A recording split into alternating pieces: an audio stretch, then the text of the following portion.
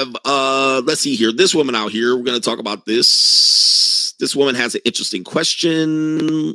Listen to her question. She says, you know what's the difference between men in their 20s and 30s? What's the biggest difference between guys in their 20s and in their 30s?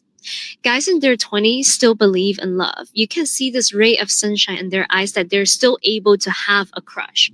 Men in their 30s, they're dead inside.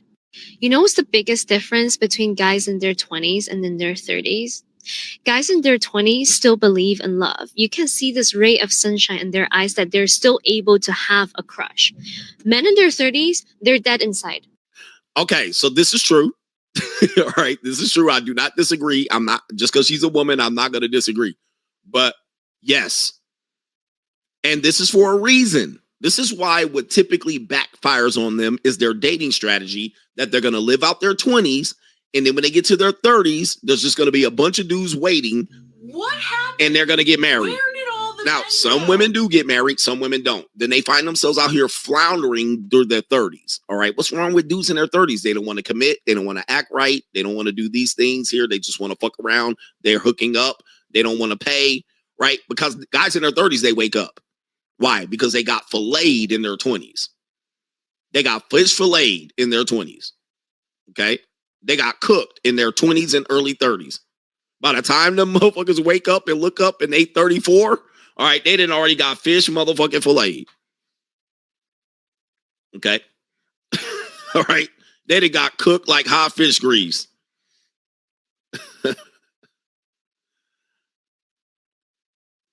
So what'll happen is it'll be difficult for that guy to actually be more open-minded unless he had no experience. So he's already got cheated on. He's already got played and finessed. He already done got cooked. He done already got divorced. He done got cheated on by his wife by 30 for sure, 31. All right, he done got dragged. He done had baby mama drama. He done been to child support court. He done been cheated and lied on. He caught his girl sucking dick in the club. All right. He didn't already got. He didn't already watch this girl try to level up on him in front of his face. Right. He already just woke up, which means in effect, he's got testosterone working for him, not against him. He not young and dumb and full of cum. He actually is now more like, wow, he got scars. He got scars now. He got stripes. He got wounds. He got trauma. Right. So he's not just gonna just jump into some woman now that she's 30 and he's 30 and they'll make a good power couple. He done seen these women be hoes at 21 to 28. Now all of a sudden they trying to be good girls at 30. All right. So he ain't dumb. And that's you. By 30, 50% of women who have kids. 50% of women have kids by 30. All right. So, fertility window going on. So these women coming in with baggage.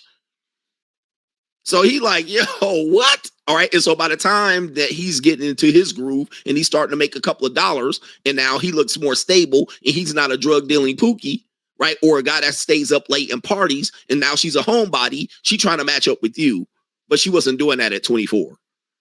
So he dead on the inside. She's exactly right. Now she's interpreting it as dead on the inside, but he already knows the game. He already knows a little bit of game. He didn't got cooked.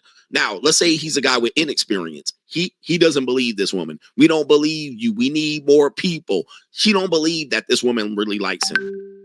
He might, but he's like skeptical. Like, he'll still smash though. He'll still smash. So this is what he's talking about. And why is that the case? Well, the villain arc. That leads us to that part right here. The villain arc. What happens is there's a phrase that says, most men can only love one time. When their heart is broken and their fantasy is crushed, they almost inevitably cannot get back on that wheel. Okay?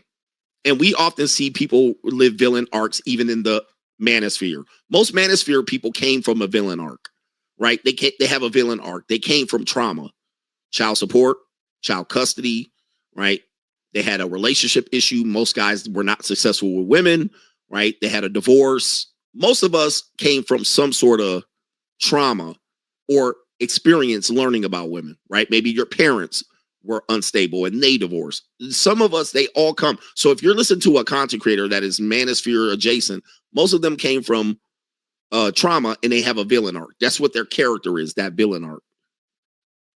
All right, they had drama, they had a bad breakup, they had a woman mess up the car. Now, men typically never recover from this. We're always going to be on guard, on edge, because we lost something. Doesn't mean women don't lose anything, but we lost something. We lost a reputation. We got the blame. We have psychological scars. You know, we lost family and friends. We lost a girlfriend, the love of our life. You know, we got played. We got bamboozled. We got, you know. So something comes up where something happened and we go, wow, this real in the field out here. The fantasy goes away. Now, if you're in your early 20s, you don't know. So we're here trying to not, we lost money. We wasted time. You know, we argued. Some people went domestic violence court or jail. Somebody got locked up, right? So we got, by mid-30s, we got the game. We got like, yo, this is crazy. So most men can only really love once. When that love goes away and we get stabbed in the back, what women want to do is be like, oh, just get over it. Because women typically have to get over it. So women go through the same trauma. They go through the same bullshit. They go through the same confusion. Sometimes they cause the confusion and they convince themselves that it wasn't their fault. But that's neither here nor there. So women go through the same trauma. They lose. They lose their bodies. They lose their reputation if they get ran through. You know what I mean? They lose reputation if they cheat, right? They lose. That's what they lose. They lose the ability to keep you for as long as possible. That means they got to go on a carousel, right? Especially if they start on the carousel or doing some little prawn or something like that. They lose their reputation. Then they try to come over here and clean it up. So they try to find you. Typically, you've already been traumatized, so you're not going to fall for the okie doke. They're looking for someone easy. But women lose too. Here's the difference. Women gain from relationships if they can find a sucker. But it is oftentimes rare that a woman is a sucker late in the game. So a man will still lose even if he finds a woman that plays the sucker. He's still going to lose. And he knows that. The woman, on the other hand, can still gain. So she will never give up on love and hope. She will never give up on it. She will never give up on a relationship. Why? She can have a kid. She can get financial resources. She can get a man to support. She can get dates. She can get money, energy, attention, and or time. She can get stability. She can get a rock. She can get her reputation corrected by picking the right guy. So she'll still be out here throwing it out here. The guy, on the other hand, the longer he goes in age, he realizes it's a lost leader.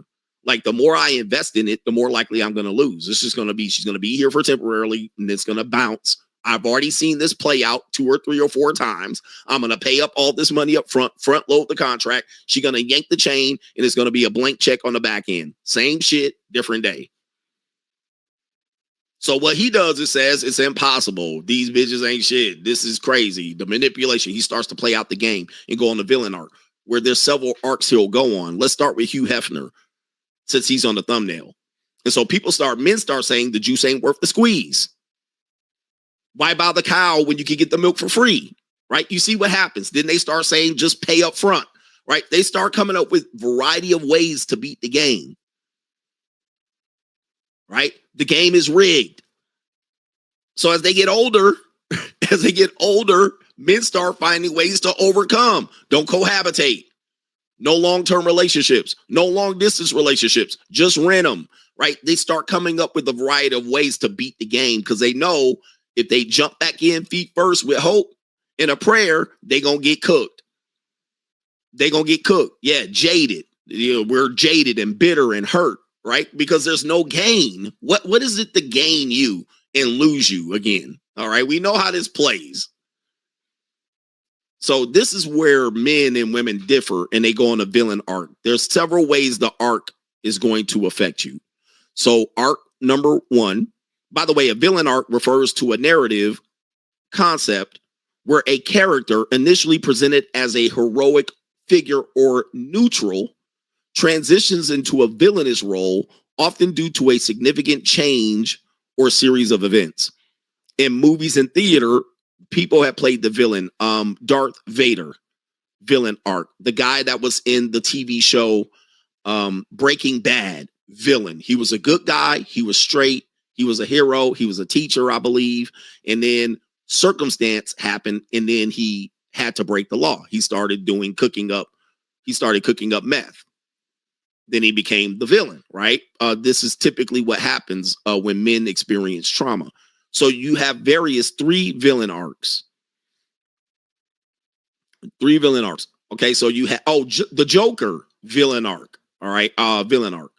Anybody that has had a bad breakup, what'll happen is you'll go to the gym. You're a pipsqueak. You're a puny. You'll win Mr. Punyverse, right? You're the good guy, and then you'll get broken heart. You go to the gym and you'll get super swole. That will be more of a villain arc, and you'll be like, "Fuck these hoes," and then you want to become Chad. Men that want to become Chad and Tyrone, villain arc. That's all arcs of villain because of trauma. Now, you do have several arcs, which is number one arc, the redemption arc. So you'll be good, you'll have a fall, and then you'll have redemption. All right. For me, this is kind of where I'm at. All right. For now. All right. For now. All right. There's redemption. I actually turned Sugar from shit. I actually was able to I was the good guy, essentially. Then I fell, had the divorce, and then I was able to turn it to the free agent lifestyle. Right. Or there's some sort of redemption and it works out. You also have a villain arc where you were evil. You continue to be evil, and then it causes your death. And then you have the villain arc where you were good. You have the fall, and then it just ends in your death. Okay, so it's not always that you're the hero or you're the king villain. You can actually be overconsumed by it. The downward spiral, the unfaltering arc. You were bad. You continue to be bad. You die. All right, the downward spiral. You were good. You fall, and then you die. But you also wanted to be here. All right. The redemption. You were good. You fail. And then you redeemed yourself. You turned it into a business, right? You use that time wisely, invested in yourself. Okay.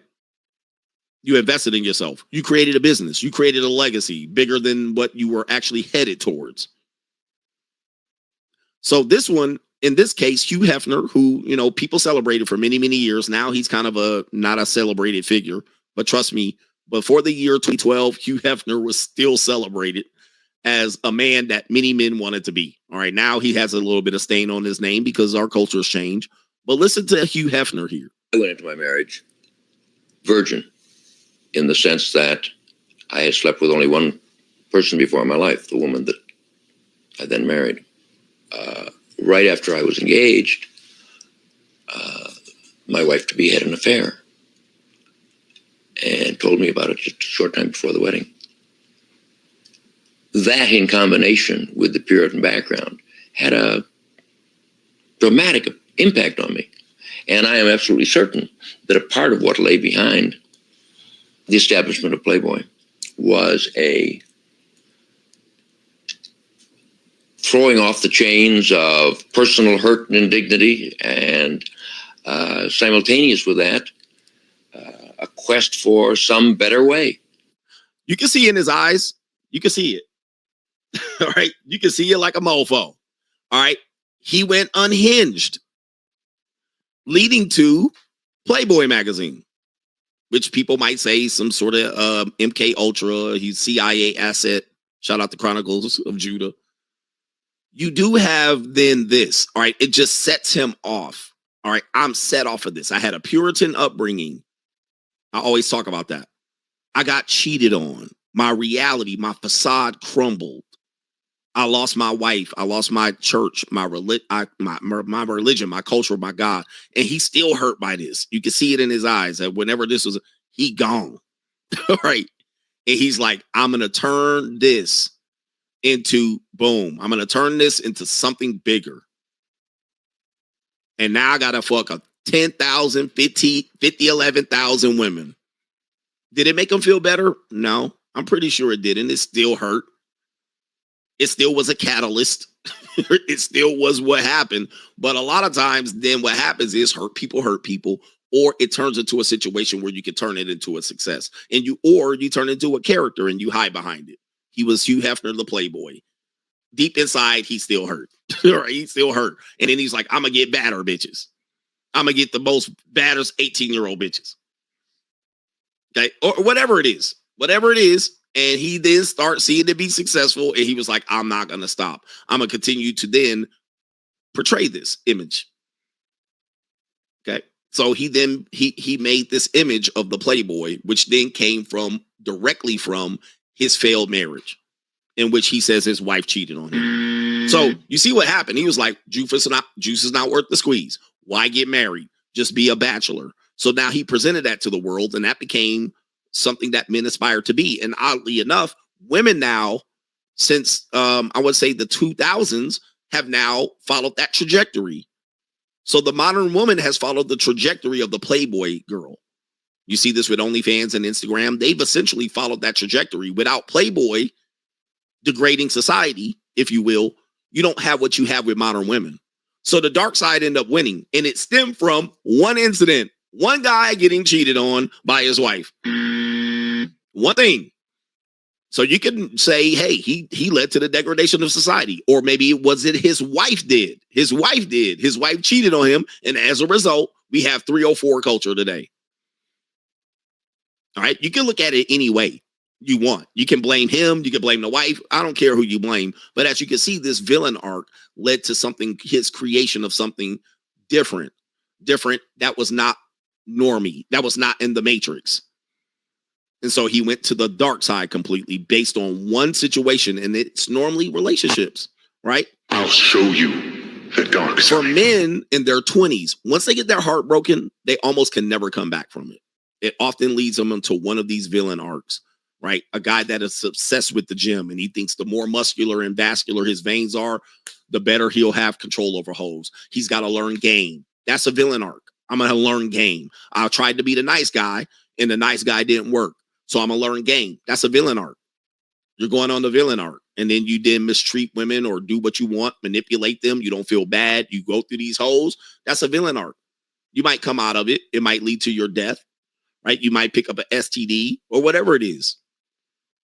That's a villain arc. All right. The free agent lifestyle is a villain arc. All right. It is simply like, okay, this didn't work out. I learned. I try to be the nice guy. I'm going to go on this arc, and then it's going to lead me here. Passport Bros, a villain arc, right? It is a villain arc, right? What society says. We're going to travel and go overseas and poke on these linglings. All right. And then you create the exact same scenario over there in Thailand, in the Philippines. That's a villain arc. All right. It's the same thing. So it doesn't matter how men switch up. Men come in wanting to gift to women. We want to be nice to women. We come in as simps. Men are organically grown as simps. We want to pull out chairs. We want the women to like us. We want them to give us hugs and kisses. We want them to be appreciative of our gift and our hard work. And then we do this over and over and over again, and they crush us. You ask a girl on a date. The women then start lying to you, giving you fake phone numbers. I have a boyfriend. And then essentially you start seeing that they're not playing the game right. All right. I'm not trying to manipulate you. I'm just trying to be nice. I'm trying to get some respect back. You send her a love letter. She shares it with the whole classroom. And you're like, whoa, what is this? And then what happens is by the time you hit 30 and you're dead in on the inside and you hit your villain arc because you done been like, fuck that bitch all the way from 5th grade all the way to 30. And you say, fuck these bitches. We just going to pluck them, chuck them, and fuck them AMS style. Guess what? Boom. You're the asshole. You're causing the problem. You're dirtying up the dating pool. It's you. It's the men's fault. But you got played, filleted, they laughed and sniggled at you and all of that. All the way from 5th grade, all the way through high school, through college, and all the way through your broke years after you got played. And they laughed. They thought it was funny. But it don't be funny no more. It don't be funny no more when you go in here and go, well, if I can't beat them, I'm going to join them. I'm going to join them. And then they blame you. When you're 30 and 40 and 50 going to the JUCO. Oh, you messing it up for everybody. How? Because when I was 12 all the way to 28, nobody cared. Y'all laughed at me. Y'all called me a square and a lame and he ain't got no game and he dumb and he a simp and he married, he a gump. Nobody cared then when I was getting played and filleted. Now I'm on demon time and y'all want to be like, Coach, man, you messing up the game out here. That's somebody's daughter out here. Oh, well, hell no. The villain arc will be accomplished only simply by, he too short. If he was taller, he'd get all the bitch. Okay, so now I'm going to go ahead and compensate for that. Possibly overcompensate. When the overcompensation happens, Then they try to drag you back to the plantation in the Matrix. Oh, come back to the Matrix. Come over here and be a do-gooder again. Don't mess it up for everybody. Because they know you're not really trying to be a villain. They know you're not trying to be a villain. All right. They know that you're a good guy deep inside. So they want to talk the monster down. Now you a monster. They only notice you when you a monster. All right. So now you done created a monster and they trying to talk you back. Oh, come on back. Just be nice and just here, find a good little 40-year-old woman. She got 2 kids. You'll be good. She'll love you. We'll make sure she love you. Just find somebody that rocks with you. You're going to be good. They want to talk you out the villain arc now. But you done already been through the motherfucking trauma in the trenches. And now they want you to marry a 52-year-old woman now that you're 50. You see what happens? Think of your family. Don't ruin your whole family because they see you going on that villain arc. Think of your kids. Think of your wife. Think of the family, the church, the community, the black community. They start talking you into this shit to try to get your back ass back on the plantation. But really, it's too late. It's too late. You be looking like this. Because you got played for the 12th time. And you like, no more. You got played since Cotillion. Since the middle school dance, since the 9th grade homecoming, since the 11th grade prom, all the way to seeing your girl go back down to the football player and get fucked in the bushes, to when your girl was at the frat house getting stumped on the yard, to when you lost your girl to the football player or to Duke Dennis. Then you got married and divorced. And then they like, what's the problem, man? Why you so bitter and hurt? Yeah, okay. You like, okay, I wish a nigga would try to get me back to the plantation. Nah, fuck that. Villain arc ass nigga. All right, yeah, fuck all that, man. We about to tear shit up. I'm about to go get mine. I'm getting my revenge. And you're not really trying to get revenge on people, but what you trying to do is you gonna get yours.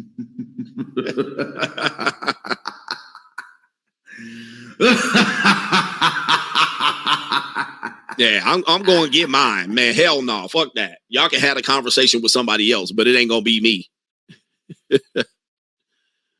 All right, but anyway, you just trying to prevent from not getting traumatized again. And unfortunately, yes, the villain arc does hurt other people. Unfortunately, it does. We can't deny that.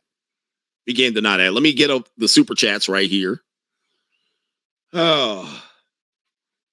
Yep, you start running more game. You start manipulating. Guys don't come out running game. Guys come out giving girls gifts and candies and chocolates and shit like that and trying to give her, here, look, I got an eraser. I got this. And you trying to give her whatever you can. And she just dismissing you.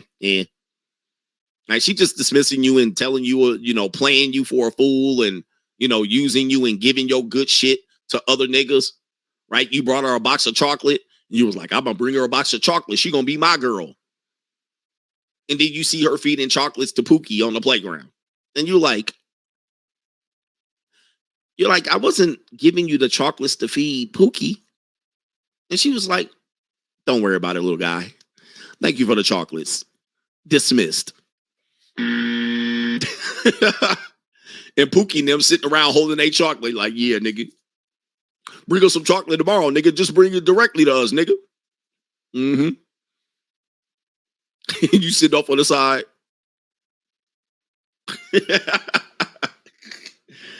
Oh, man. Hey, next time, nigga, just bring it directly to us, nigga. Ass nigga. All right. See, these bitches be bringing us chocolates and shit. Yeah, nigga. Yeah, nigga, get your ass out of here, nigga. You sip ass nigga, man. You trick ass nigga. All right, ain't bringing the bitches chocolate and shit, man. Just bring the shit to us at recess. All right. Yeah. And that's a metaphor to anything.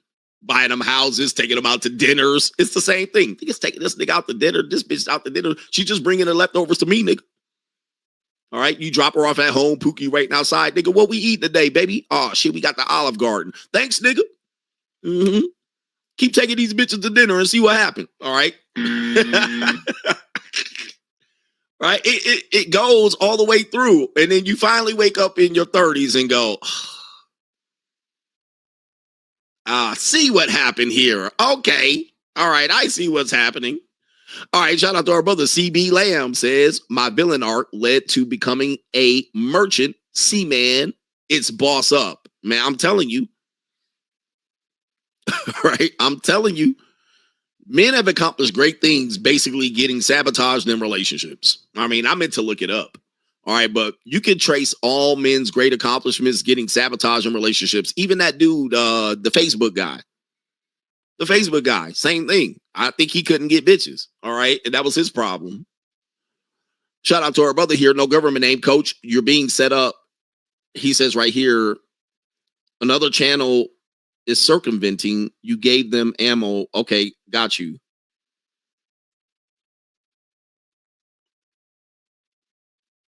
Okay. All right. Shout out to you right there.